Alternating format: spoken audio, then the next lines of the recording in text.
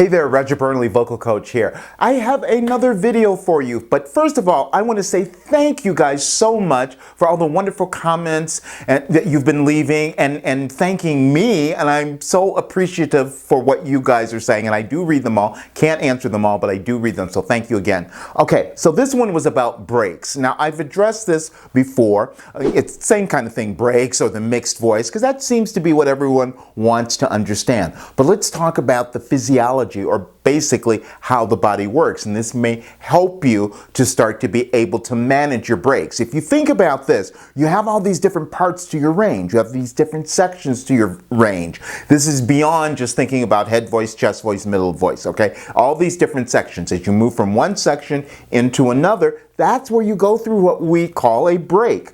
Now, what does that mean? It means that that's a definite place. I want you to get this idea. That's a definite place where your vocal cords need to make an adjustment to create a different pitch. Think about, when you pick up a guitar.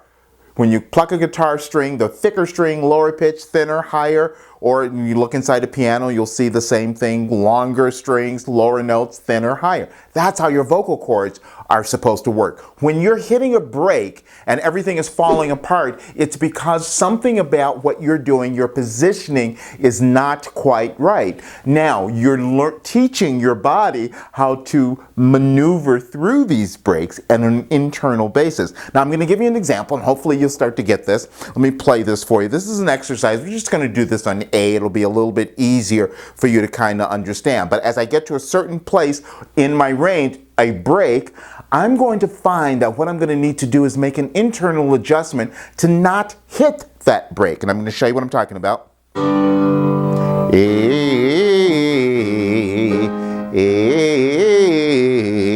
Now right here, Now I'm always having the idea that underneath here, I'm directing the chords to go together, okay? That's all that's happening. I'm just directing the chords to go forward and back, all right? That's what we're doing there.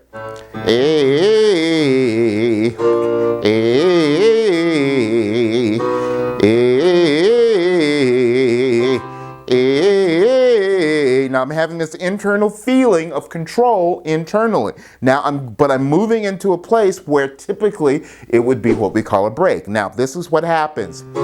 If I start to open, it's more difficult for me to figure out or to train my body internally how to make my vocal cords do the adjustment in the correct way. However, if I slightly close my mouth a little bit as I'm doing that, I won't need to do this forever, but just as I'm developing this, okay?